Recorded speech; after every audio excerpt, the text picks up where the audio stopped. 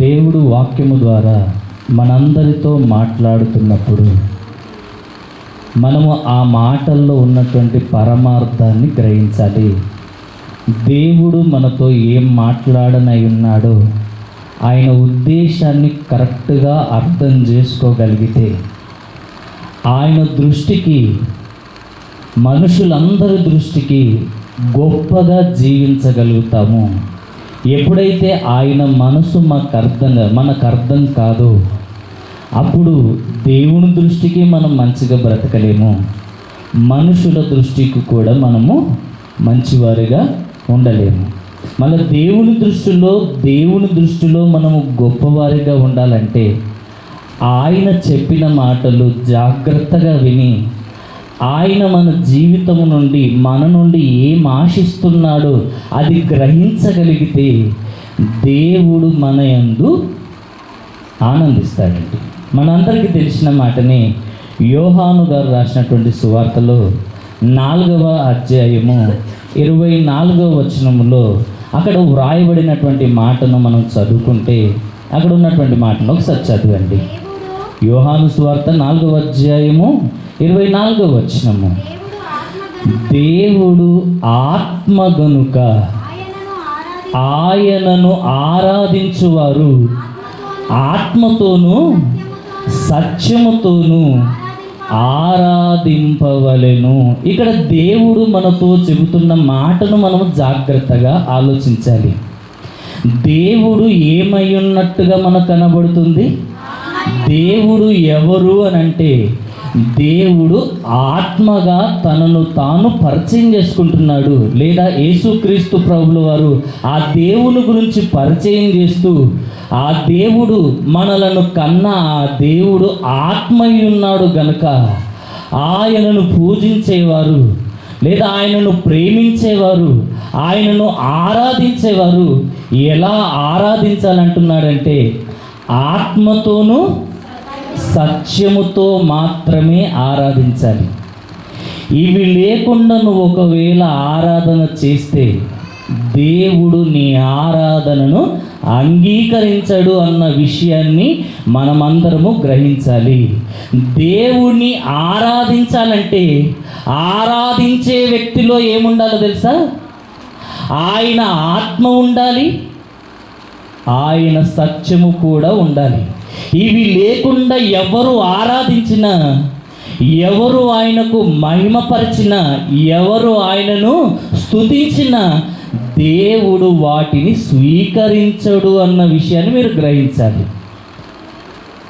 దేవుని ఆత్మ లేకుండా, ఆయన సత్యము లేకుండా ఒకవేళ ఆరాధించేవారు ఎలా ఉంటారంటే పెదవులతో మాత్రమే ఆరాధిస్తారు. ఎలా ఆరాధిస్తారు? వాళ్ళు పెదవులతో మాత్రమే ఆరాధిస్తారు.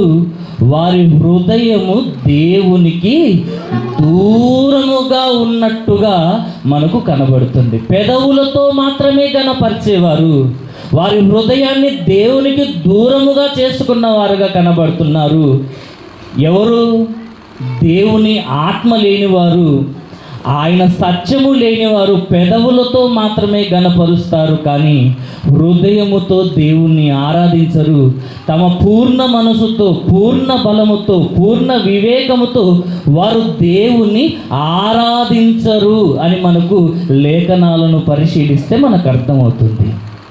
అందుకొరకే మత్తయి సువార్తలో కూడా వ్రాయబడింది కదా, ప్రభువా ప్రభువా అని నన్ను పిలుచువాడు, నన్ను స్తుతించువాడు, నన్ను మహిమపరచువాడు పరలోక రాజ్యములో ప్రవేశింపడు. కానీ ఎవరు పరలోక రాజ్యంలో ప్రవేశిస్తారని దేవుడు చెప్తున్నాడంటే ఆ పరలోకమందున్న ఆ దేవుని చిత్త ప్రకారము చేయువాడే పరలోకమందు ప్రవేశిస్తాడు. కనుక దేవుణ్ణి ఆరాధించేవారు ఎలా ఆరాధించాలని తెలుసుకుంటున్నాము? ఆత్మతోనూ సత్యముతోనూ ఆరాధించాలి అన్న విషయాన్ని మనం ఆలోచిస్తున్నాము. అదే ప్రకారంగా యోహాను గారు రాసినటువంటి మొదటి పత్రిక 3వ అధ్యాయము 18వ వచనం ఒకసారి చదవండి. యోహాను గారు రాసినటువంటి మొదటి పత్రిక 3వ అధ్యాయము 18వ వచనము. అక్కడ కూడా సేమ్ ఇదే మాట ఉంటుంది. దీని వివరణ మనం కొద్దిసేపు వినేసి మనము ముగించేసుకుందాం. చిన్న పిల్లలారా, మాటతోనూ నాలుకతోనూ కాక క్రియతోనూ సత్యముతోనూ దేవుణ్ణి ప్రేమించాలి అని అంటున్నాడు. ఎలా ప్రేమించకూడదు, ఎలా ప్రేమించాలో కూడా ఇక్కడ దేవుడు తెలియజేస్తున్నాడు. దేవుణ్ణి ఎలా ఆరాధించాలని తెలుసుకున్నాము. ఆత్మతోనూ సత్యముతోనూ ఆరాధించాలి. ఇవి లేకుండా నువ్వు ఆరాధన చేస్తే దేవుడు నీ ఆరాధనను అంగీకరించడు అన్న విషయాన్ని తెలుసుకున్నాం. అందరూ ఎలా ఆరాధన చేస్తున్నారంటే పెదవులతో మాత్రమే ఆయనను గణపరుస్తున్నారు, పెదవులతోనే ఆయనను స్తుతిస్తున్నారు, కానీ హృదయమార దేవుని స్తుతించడం లేదు. ఎందుకంటే వారి హృదయము దేవునికి దూరంగా ఉంది కనుక ప్రభువా ప్రభు అని పిలిచేవారిగానే కనబడుతున్నారు, కానీ క్రియలతో వారి యొక్క భక్తిని, వారి ప్రేమను, వారి ఆరాధనను చూపించలేకపోతున్నారని మనము మొదటి మాటలో తెలుసుకున్నాం. ఇప్పుడు అదే దానికి సంబంధించినటువంటి మాటనే ఇక్కడ మనకు కనబడుతుంది. ఏమని కనబడుతుందంటే మాటతోనూ పెదవులతో కాక క్రియతోనూ సత్యముతోనూ ఆయనను ప్రేమించాలి, ఆరాధించాలి. ఏమని తెలుసుకుంటున్నాము? రెండవ మాటగా నాలుకతో కాదు ఆయనను మహిమపరచడం, మాటతో కాదు ఆయనను మహిమపరచడం, నీ క్రియల ద్వారా ఆయనను మహిమపరచాలి. ఎలా మహిమపరచాలి అమ్మా? మాటలతో అందరూ మహిమపరుస్తారు, మాటలతో అందరూ మహిమపరుస్తారు, అందరూ నోటితో దేవుణ్ణి స్తుతిస్తారు, పాడుతారు, అందరూ వాక్యం చెప్తారు, కానీ అందరి ద్వారా దేవుడు మహిమ పొందడు అన్న విషయాన్ని మీరు మర్చిపోకండి. ఒకవేళ కాదు అని మనం ఒకవేళ దేవుణ్ణి మహిమపరిస్తే దేవుడు ఏమంటాడో తెలుసా? దేవుడు ఏమంటాడో తెలుసా? వేషధారి, నేను నీకు ఎన్నిసార్లు చెప్పినా నీ మనసు మార్చుకోవు, నీ బ్రతుకు మార్చుకోవు, నేను చెప్పినట్టుగా నువ్వు బ్రతకవు, కానీ నీ నోటితో నా మాటలు ఎలా ప్రవచిస్తావు, ఎలా మాట్లాడతావు అని దేవుడు అంటున్నాడు. నీ నోటితో నువ్వు నన్ను ఎలా స్తుతిస్తావని దేవుడు అడుగుతున్నాడు. అసలు నువ్వు నా మాటలు పలుకుట ఎలా? అసలు నిన్ను నా మాటలు పలుకుమని చెప్పిన వారు ఎవరు? నన్ను స్తుతించమని చెప్పిన వారు ఎవరు అని కీర్తన గ్రంథంలో 50వ అధ్యాయంలో మనకు దేవుడు మాట్లాడుతున్న మాటలు కనబడతాయి. దిద్దుబాటు నీకు అసహ్యము కదా అన్న మాటలు ప్రయోగిస్తూ ఇవన్నీ మాటలు మాట్లాడుతున్నాడు దేవుడు. అసలు నిన్ను ఎవరు మాట్లాడమంటున్నారు? ఎవరు స్తుతించమంటున్నారు? ఎవరు నన్ను మహిమపరచమంటున్నారు? నేనేమన్నా అన్నానా? నన్ను ఒకవేళ మహిమపరిస్తే మీరు ఎలా మహిమపరచాలని అంటే దేవుడు చెప్పాడు, ఆత్మతోనూ సత్యముతో మాత్రమే నన్ను ఆరాధించాలి, నన్ను మహిమపరచాలి, ప్రేమించాలి. ఇవి లేకుండా అసలు మీరు నన్ను ప్రేమించొద్దు, మీరు నన్ను మహిమపరచొద్దు అని దేవుడు కరాఖండిగా మాట్లాడుతున్నాడు. మనం ఏం చేస్తాము? అలా చేయం. దేవుడు చెప్పినట్టుగా మనం ఆయనను ఆరాధించము, దేవుడు చెప్పినట్టుగా మనము బ్రతకము. మనం ఎలాంటి వారమనంటే వేషధారులుగానే బ్రతుకుతున్నామండి. ఎలా బ్రతుకుతున్నాం? అవును, దేవుని సన్నిధిలో ఉన్నప్పుడు ఒకలాగా ఉంటాము, దేవుని సన్నిధిలో నుండి వెళ్ళిపోయిన తర్వాత మరొక విధంగా ఉంటాము. అలాంటి బ్రతుకును దేవుడు అసహించుకుంటాడన్న విషయాన్ని మీరు మర్చిపోకండి. అర్థమవుతుందమ్మా? అలాంటి బ్రతుకును దేవుడు ఏం చేస్తాడంట? అసహించుకుంటాడు. కనుక అలాంటి వారిగా మీరు ఉండకూడదు అని దేవుడు ఖచ్చితంగా మనకు తెలియజేస్తున్నాడు. ఎలా ఆరాధించాలి అని అంటే ఆత్మతోనూ సత్యముతోనూ. మొదటిగా ఏమన్నాడు? ఆత్మతోనూ సత్యముతో. ఫస్ట్ మొదటి మాట, ఆత్మతో దేవుణ్ణి ఆరాధించాలి. బైబిల్లో రాయబడింది, రోమీలోకి రాసిన పత్రిక. మీరు తీయని అవసరం లేదు, నేను చెప్తాను. తీస్తే లేట్ అవుతుంది, ఆలోచించండి. ఆత్మ లేనివాడు నా వాడు కాడు, నాకు సంబంధించిన వాడు కాదు. నీలో పరిశుద్ధాత్మ ఉంటేనే నువ్వు దేవుని సంబంధివి, మొదటి మాట. రెండవది, ఆ దేవుని ఆత్మ నీలో ఉంటే ఏముంటుందో తెలుసా? ఆత్మఫలాలు నీలో ఉంటాయి. ఆత్మఫలాలు లేకపోతే నీకు అర్థం కావాలి, నీలో పరిశుద్ధాత్ముడు లేడు అంటే నువ్వు దేవుని సంబంధివి కావు. దేవుని సంబంధులు కానివారు ఎలా బ్రతుకుతారంటే శరీరానుసారమైన మనసు కలిగి శరీరేచ్ఛలను నెరవేర్చుకుంటూ దేవునికి అవిధేయులుగా దేవుడు వద్దన్న పనులే చేస్తారు. దేవుని ఆత్మ ఉంటేనే నువ్వు దేవుని సంబంధివి. ఆ ఆత్మ ఉంటేనే నువ్వు ఆత్మానుసారంగా జీవిస్తావు, ఆత్మఫలముల చేత నిండుకుంటావు. ఆత్మఫలం ఏంటిదో మనకు తెలుసు: ప్రేమ, సంతోషము, సమాధానము, దీర్ఘశాంతము, దయాలుత్వము, మంచితనము, విశ్వాసము, సాత్వికము, ఆశా నిగ్రహం. ఇవి లేనివారు ఆత్మ లేనివారు. ఇవి ఎవరిలోనైతే ఉండవో వారు దేవుని సంబంధులు కాదు. ఆత్మ ఉంటే నువ్వు దేవుని సంబంధి అని తెలుసుకుంటున్నాం. ఆత్మ ఉంటే నువ్వు ఆత్మానుసారంగా నడుచుకుంటావని తెలుసుకున్నాము. ఆత్మ ఉంటే ఆత్మ ఫలములతో నిండుకుంటామని తెలుసుకుంటున్నాము. అదే ప్రకారంగా ఆ ఆత్మ నీలో ఉంటే ఏం జరుగుతాయంటే 13వ వచనంలో, రోమీయులకు రాసిన పత్రిక 8వ అధ్యాయం 13వ వచనం, తీయని అవసరం లేదు, అక్కడ వ్రాయబడిన మాట: ఆత్మ చేత శరీర క్రియలను చంపిన ఎడల మీరు బ్రతుకుదురు అన్నమాట. ఏమని వ్రాయబడింది అక్కడ? ఆత్మ చేత ఏం చంపాలంట? ఆత్మ చేత శరీర సంబంధమైన పాప క్రియలను చంపాలి. అంటే పాపమును చంపే ఆయుధాల గురించి మాట్లాడుతున్నాడు అక్కడ. మొదటి ఆయుధము పాపమును నీలో నశింపచేసేది లేదా చంపేది ఏంటిదంటే దేవుని ఆత్మ నీలో ఉంటే నువ్వు పాపము చేయవు. నీలో ఆ శరీర సంబంధమైన క్రియలను నువ్వు చంపేసుకుంటావు. మరలా నువ్వు శరీర సంబంధిగా జీవించవు, ఆత్మానుసారంగానే బ్రతుకుతావు. మొదటి విషయం, ఆత్మతో దేవుని ఆరాధించే వారిలో ఆ ఆత్మ ఉంటే ఇలాంటి లక్షణాలు కలిగి ఉంటాము. ఆత్మ చేత శరీర క్రియలను, పాప క్రియలను చంపివేసుకుంటాము అంటున్నాడు. రెండోది, సత్యముతో ఆరాధించాలి. సత్యము అనగా బైబిల్ వాక్యం సెలవిస్తుంది, నీ వాక్యమే సత్యము. ఏమంటుంది? నీ వాక్యమే సత్యము. అంటే ఆ వాక్యము ఎవరని వాక్యం సెలవిస్తుంది? దేవుడు చెప్తున్నాడంటే ఆ వాక్యమే కృపా సత్య సంపూర్ణుడిగా మన మధ్య నివసించను, ఆయనే యేసుక్రీస్తు. ఇప్పుడు వాక్యం అంటే ఎవరు? ఆత్మనగా పరిశుద్ధాత్మ అని తెలుసుకున్నాము. వాక్యం అనగా యేసు ప్రభు అంటున్నాము. యేసు ప్రభు పరిశుద్ధాత్ముడు నీలో ఉండి దేవుణ్ణి ఆరాధించాలి. నీ వాక్యమే సత్యము.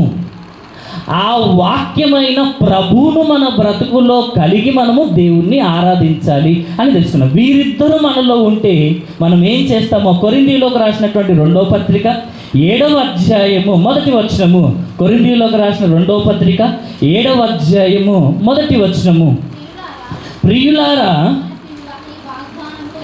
ఈ వాగ్దానములు ఉన్నవి గనుక దేవుని భయముతో, జాగ్రత్తగా ఆలోచించండి, దేవుని భయముతో పరిశుద్ధతను సంపూర్తి చేసుకొనుచు శరీరమునకును ఆత్మకును కలిగిన సమస్త కల్మషము నుండి మనలను పవిత్రులనుగా చేసుకుందాము అన్న మాట మనకి ఇక్కడ కనబడుతుంది. చూడండి, కొరింథీయులకు రాసిన పత్రికలో ఈ మాట ఎంత స్పష్టంగా దేవుడు మనతో మాట్లాడుతున్నాడు. ఆలోచిస్తే ఎవరి జీవితంలోనైతే ప్రభువు ఉంటాడో, ఆయన ఆత్మ ఉంటుందో, వారిలో దేవుని భయం కూడా ఉంటుంది.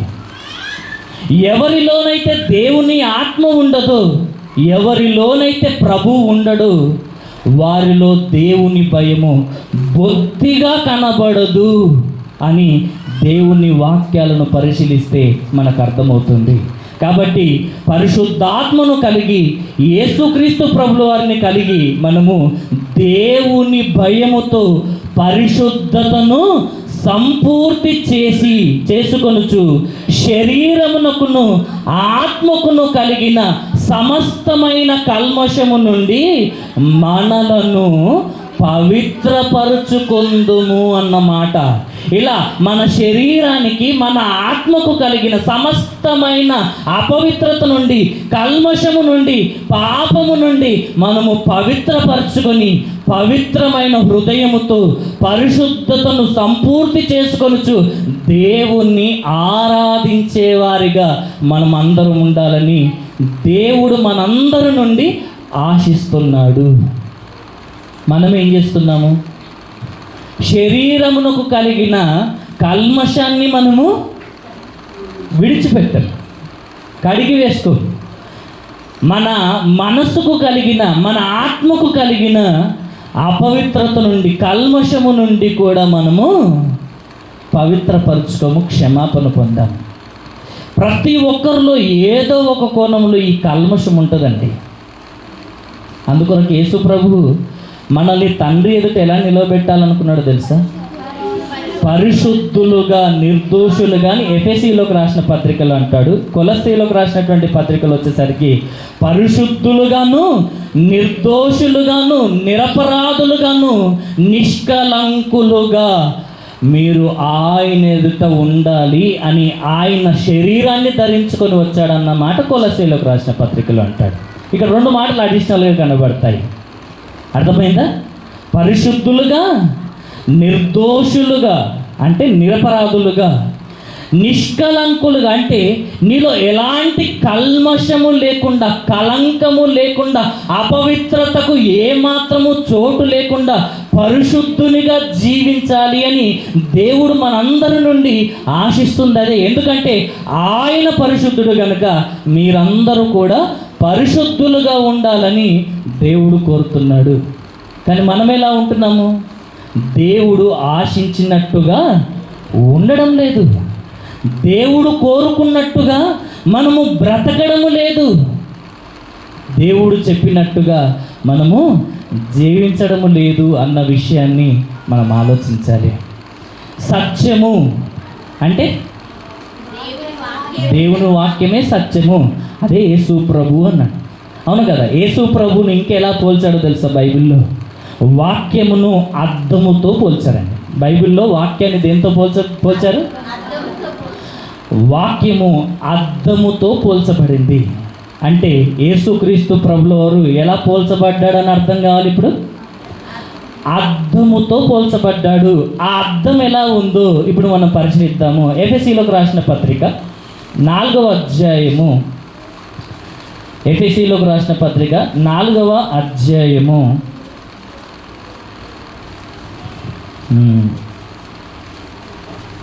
13వ వచనము 15వ వచనం మనం చదువుకుందాము.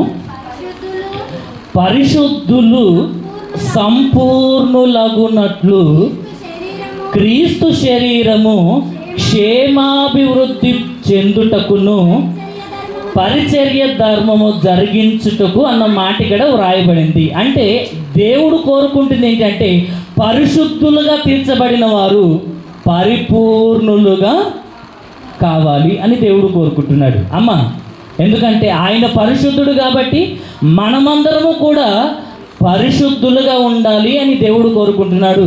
ఎంత పరిశుద్ధులుగా ఉండాలి అని దేవుడు కోరుకుంటున్నాడంటే యేసుక్రీస్తుకు కలిగిన పరిశుద్ధతకు సమానమైన పరిశుద్ధత మనమందరము కలిగి ఉండాలని ఆయన కోరుతున్నాడు అన్నట్టుగా ఇక్కడ రాయబడింది.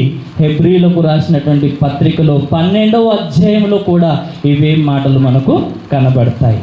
ఆయనకు కలిగిన పరిశుద్ధతకు సమానమైన పరిశుద్ధత గలవారిగా మనం అందరము ఉండాలి అని దేవుడు కోరుకుంటున్నాడంట. ఇంతకుముందు కూడా తెలుసుకున్నాము. ఏమని తెలుసుకున్నాము? పరిశుద్ధతలో సంపూర్ణత కావాలి. ఇక్కడ కూడా పరిశుద్ధులు సంపూర్ణులవ్వాలి అని దేవుడు కోరుకుంటున్నాడు. 15వ వచనం చదువుకొని మనం ముగింపులోకి వెళ్తాం. ప్రేమ కలిగి సత్యము చెప్పుచు క్రీస్తు వలె ఉండుటకు మనం అన్ని విషయములలో ఎదుగుదుము. చాలండి, ఈ మాట మనకు అర్థమైతే ముగించేసుకుందాం. ఈ మాట గురించి నేను అన్ని విషయాలు చెప్పాల్సి వచ్చింది. ఏమంటున్నాడు ఇక్కడ? ప్రేమ కలిగి సత్యము చెప్పుచు. క్రైస్తవులుగా దేవుని పిల్లలుగా మనం ఎలా ఉండాలి అని దేవుడు చెప్తున్నాడంటే ప్రేమ కలిగి ఉండాలి. ఎలాంటి ప్రేమ అంటే దేవుడు మానవుల ఎడల చూపించిన ప్రేమ, క్రీస్తు మనందరి మీద చూపించినటువంటి ప్రేమ ఈనాడు ప్రతి క్రైస్తవుడు, క్రీస్తును ధరించుకున్న ప్రతి క్రైస్తవుడు, దేవుని ఆత్మ కలిగి ఉన్న ప్రతి క్రైస్తవుడు కూడా అందరి మీద అలాంటి ప్రేమ చూపించాలి. ఈ విషయంలో పక్షపాతము చూపిస్తే నువ్వు దేవునికి అవసరము లేదు. తెలియనలు చూపించలేదంటే అది వేరు, కానీ తెలిసిన వాళ్ళు ఆ ప్రేమను చూపించకపోతే దేవుడు నిన్ను అంగీకరించడన్న విషయాన్ని ప్రతి ఒక్కరూ ఆలోచించాలి. దేవుని ప్రేమ, క్రీస్తు ప్రేమను మన బ్రతుకులో కలిగి మనము ప్రవర్తించాలి. ప్రేమ కలిగి సత్యము చెప్పుచు క్రీస్తు వలె ఉండుటకు మనం అన్ని విషయాలలో ఎదగాలి అని దేవుడు కోరుకుంటున్నాడు. అన్ని విషయాలలోనా, కొన్ని విషయాలన్నా, అన్ని విషయాలలో మనం ఎదగాలని దేవుడు కోరుకుంటున్నాడు. ఎలా ఎదగాలి? ఎవరిలా ఎదగాలంటే ఒక ఆయనను మన ముందు పెడుతున్నాడు. ఆయనే యేసుక్రీస్తు. మీరందరూ కూడా ప్రేమ కలిగి సత్యము చెప్పుచు ఎలా ఉండాలంటే ఎవరిలోనో కాదు, యేసుక్రీస్తులా ఉండాలి. ఆయనకు కలిగిన పరిశుద్ధతకు, ఆయన కలిగిన సంపూర్ణతకు సమానమైన సంపూర్ణత గలవారిగా, సమానమైన పరిశుద్ధత గలవారిగా మీరుండాలి. అంటే పాపమునకు మీ జీవితములో చోటే ఇవ్వకూడదు. అంత పరిశుద్ధంగా జీవిస్తేనే దేవుడు నీ ద్వారా మహిమ పొందుతాడు. లేకపోతే ప్రభువా ప్రభు అని నన్ను పిలుచుట ఎందుకు? ఎవరు పిలువమంటున్నారని దేవుడు అంటున్నాడు. అర్థమైందా? కాబట్టి ఇప్పుడు ఆలోచిద్దాం. ప్రేమ కలిగి ఉండాలని తెలుసుకున్నాం, సత్యము చెప్పాలి. ఏం చెప్పాలంట? సత్యము చెప్పాలి. ఇప్పుడు అర్థం ఉంటుందండి. అర్థం గురించి వచ్చినాం కదా, అర్థం ఉంటుంది. పొద్దున్న లేచి నువ్వు అద్దం ముంగడికి వెళ్తే అద్దం ఏం చూపిస్తే చెప్పండి. నువ్వెలా ఉన్నావో యాజిటివ్గా నిన్ను నీలానే చూపిస్తుంది. అద్దం యొక్క స్వభావం ఏంటంటే ఉన్నది ఉన్నట్టుగా చూపించే స్వభావం దేనికి ఉంది? అద్దానికి ఉంది. అర్థమైందా? ఇప్పుడు లేవగానే మనము అందరి ఎదుటకు వెళ్ళం. ఎందుకు? ఊసు గారొచ్చు, జొల్లు గారొచ్చు, ఏమైనా అంటొచ్చు, అవునా కదా? లేచి డైరెక్ట్గా వెళ్ళిపోతే నెత్తిగుడ్డ చిక్కుబుక్కు కావచ్చు. అలానే వెళ్ళిపోతే అందరు మనల్ని చూసి ఏం చేస్తారు? నవ్వుకుంటారు, ఎక్కిరిస్తారని ఫస్ట్ మనం ఎవరి దగ్గరికి వెళ్తాము? లేవగానే ఖచ్చితంగా దేని దగ్గరికి వెళ్తాను చెప్పండి? అందరూ ఖచ్చితంగా అద్దం దగ్గరికి వెళ్తారు. ఇప్పుడు అద్దం నిన్ను ఎప్పుడన్నా మోసం చేసిందా చెప్పండి? అద్దం ఎవరిని కూడా మోసం చేయదండి. అద్దానికి ఉన్న స్వభావం ఏంటిదంటే నీలానే చూపిస్తుంది. నీలో ఏమన్నా లోపం ఉందా? ఖచ్చితంగా యాజిటివ్గా లోపం చూపిస్తుంది. ఎందుకో తెలుసా? నువ్వు సరి చేసుకోవాలని. అద్దానికే ఇంత మంచి లక్షణం ఉంది చూడండి. ఎంత మంచి లక్షణము, ఎంత మంచి లక్షణం ఉందండి. మన లోపాన్ని చూపించి మనము సరి చేసుకోవడానికి మంచి అవకాశాన్ని ఇస్తుంది. ఒక ఆమె వేసిందంట, ముఖం బాగలేక అద్దం బగలో కొట్టుకున్నట్టుగా మనం ఉండొద్దండి. అర్థమైందా? నీ ముఖం బాగలేకపోతే ఏం చేయాలి? ఇప్పుడు అద్దం బలగొట్టాలా? ఏం చేయాలి? ఇప్పుడు అద్దం ముంగడికి వెళ్ళినప్పుడు నీ జీవితంలో లేదా నీ శరీరంలో ఎలాంటి లోపం ఉన్నా నువ్వేం చేయాలి? సరి చేసుకోవాలి. సరి చేసుకుంటారా? సరి చేసుకోరా? గంటల కమ్మని ఎక్కడ ఉంటారు చెప్పండి? అద్దము దగ్గర మాత్రము ఖచ్చితంగా రెడీ కావాలంటే ఖచ్చితంగా అద్దం దగ్గర ఎన్నో గంటలు సమయాన్ని కేటాయిస్తాం. అద్దము ఏ రోజు మనకు అబద్ధం చెప్పదు, ఉన్నది ఉన్నట్టుగానే చూపిస్తుంది. యేసుక్రీస్తు కూడా వాక్యమై ఉన్నాడు. వాక్యం అనే అద్దం దగ్గరికి మనం ప్రతిరోజు వస్తే నీ జీవితం ఎలా ఉందో ఆయన నీకు చూపిస్తాడు. అద్దం నిన్ను మోసం చేయదు, నిన్ను నీకు చూపించినప్పుడు నువ్వు సరి చేసుకుంటావు కదా. ప్రభువు కూడా ఆయన దగ్గరకు వచ్చే అందరికీ మనల్ని మనము ఎలా ఉన్నామో ఆయన మనకు చూపిస్తాడండి. అద్దం దగ్గర సరి చేసుకుంటున్న మనము వాక్యం దగ్గరకు వచ్చేసరికి ఎందుకు సరి చేసుకోలేకపోతున్నాం? అమ్మ, మీకు అర్థమైందా?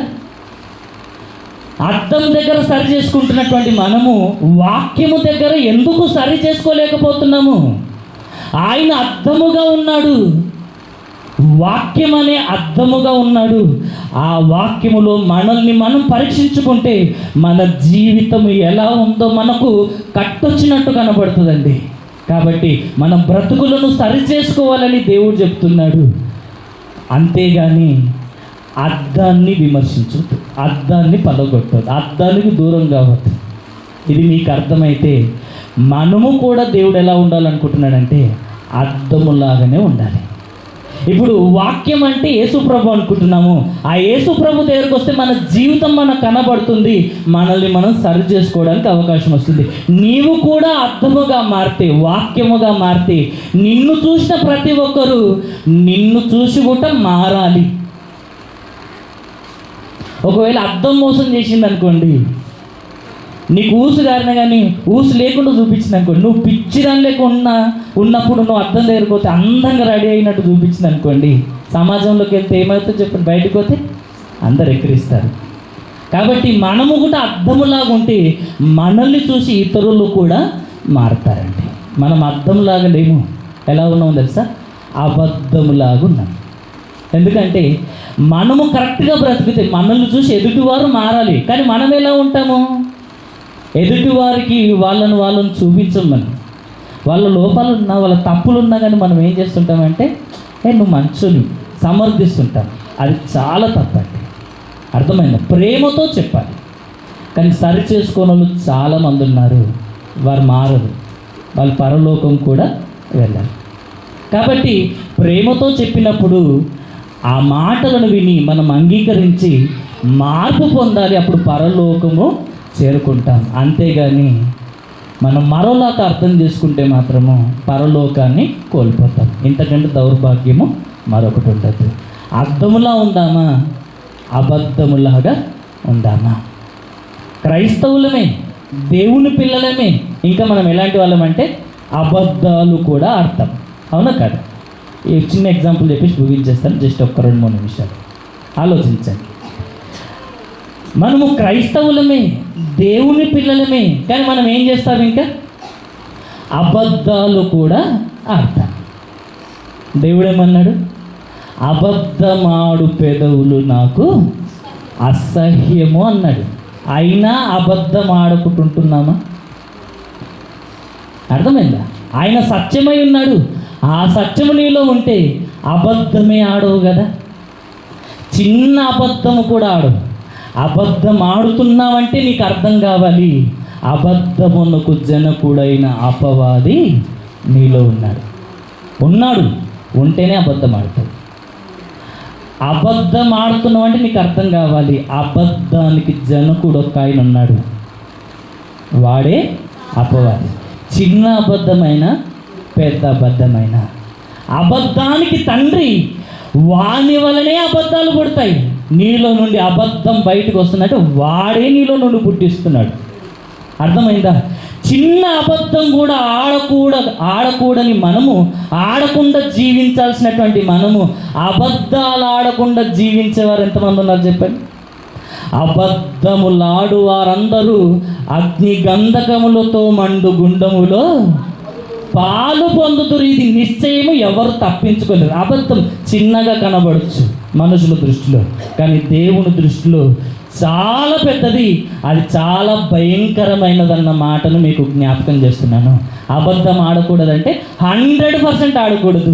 అయితే నేను ఒక ఎగ్జాంపుల్ చెప్తాను, మీరు నాకు సమాధానం చెప్పండి.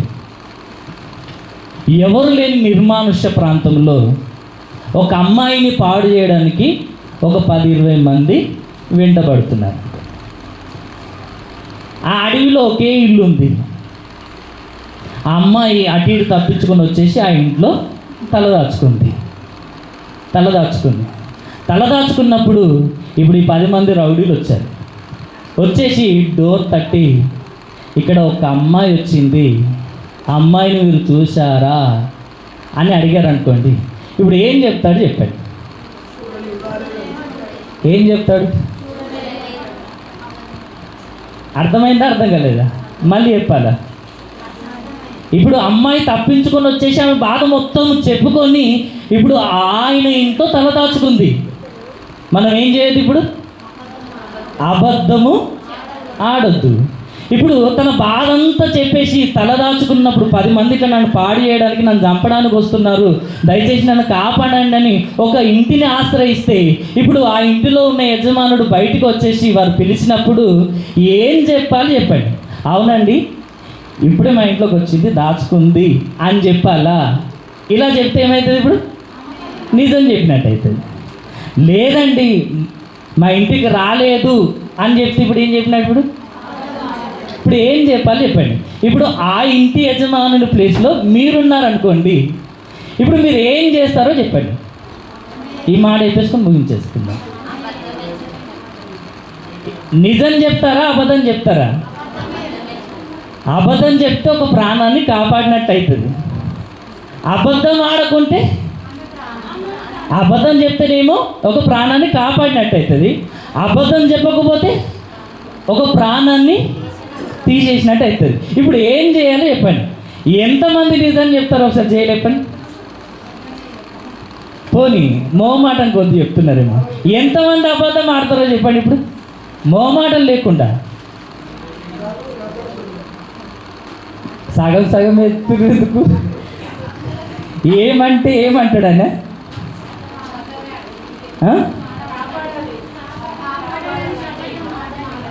కాపాడాలని అబద్ధం ఆడతాం, కానీ దేవుడు మనకు అలా నేర్పిస్తాడు. అబద్ధము ఆడకూడదు, అది దేవుని శాసనం, అంతే.